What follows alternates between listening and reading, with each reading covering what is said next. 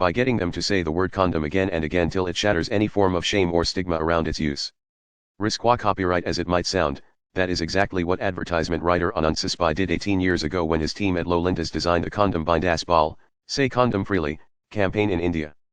Launched in 2006, the public awareness campaign made in collaboration with the Indian government was created to overturn a decline in the sales and use of condom in 8 states in northern India, which together comprised nearly half of the country's condom market at the time. The campaign featured comical scenarios where a shy man, ranging from a sheepish cop getting some downtime at a dingy police station, to a grubby lawyer surrounded by men outside court, is encouraged by his peers to say condom, loudly and clearly, in public. Advertisement. Most populous nation, should India rejoice or panic? Ball, Bindas Ball, just say it and say it freely, one of them would urge him till he finally blurted out the word.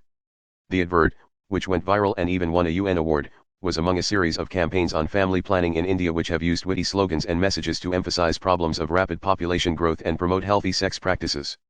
The slogans first emerged sometime in the 1950s, when India opened a new department devoted to family planning, the first in the world, and aggressively began promoting the use of contraception and methods like sterilization to bring down its burgeoning population. Bindas Ball. Image caption. The Bindas Ball campaign was created to normalize conversations around the use of condoms.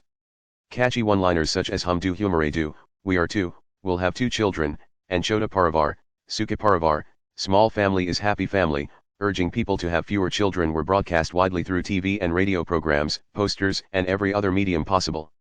Sometimes, even elephants were used to spread the message in the remote pockets of the country.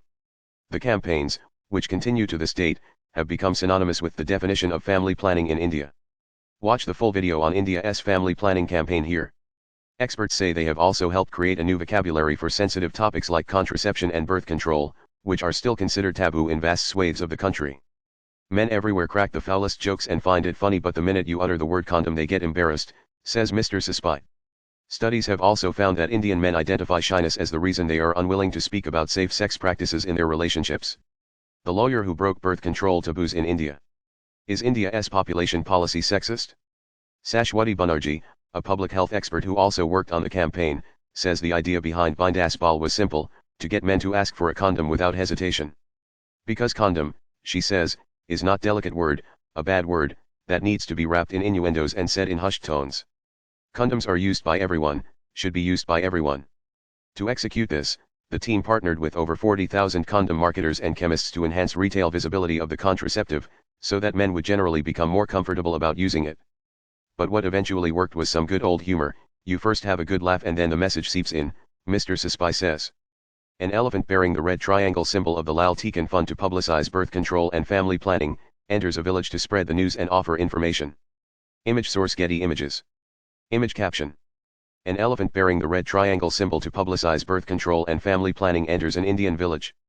While the government and private organizations spent much time and money on the ad campaigns, not all of them were successful, and some even generated backlash.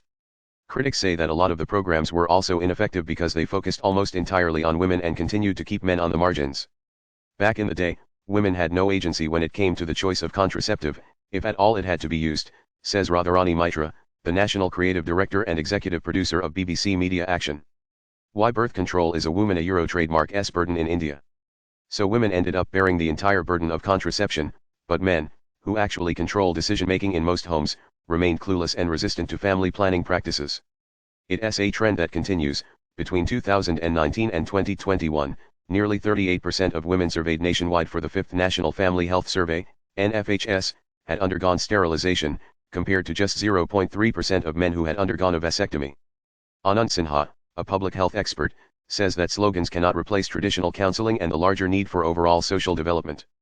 But they did help in changing social norms and creating a positive momentum, he adds. Family planning. Image caption. Critics say a lot of family planning campaigns in India focus only on women. During the 1975 emergency, when civil liberties were suspended, India's family planning campaign suffered a setback.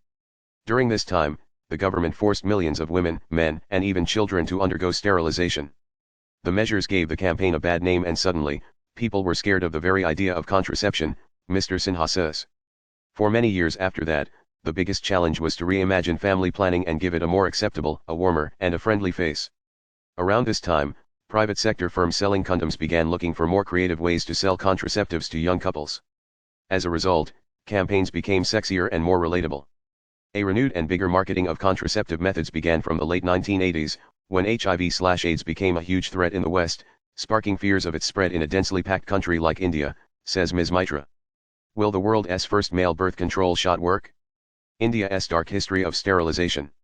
The topic of sex was brought out more into the open, and social campaigns on condoms became common. The most memorable of these was the condom ringtone in 2008, which was part of a 360-degree condom normalization campaign. The campaign, led by BBC Media Action and funded by the Bill and Melinda Gates Foundation, was part of the larger program on safer sex for HIV prevention in India. It used a mobile ringtone in which the word condom was repeated over and over in rich, neatly stacked harmonies, giving it the feel of a catchy a cappella arrangement. The campaign also featured a funny video which showed an Indian man who is mortified when his phone begins to buzz with the condom ringtone at a wedding ceremony. Condom ringtone. Image caption. The actor who featured in the condom ringtone ad became a household face in India. Ms. Mitra says the ringtone went viral and had nearly 480,000 requests for download, getting played by NPR in the US and across the world, from Japan to Indonesia, from South America and even Europe. It made the headlines all over the world, won awards everywhere, but it had real impact, which is what's most important. Ms. Banerjee says that behavior change is like a big jigsaw puzzle, you kind of pull all the pieces together, and then a picture forms, she says. And sometimes, just sparking a conversation can help change attitudes.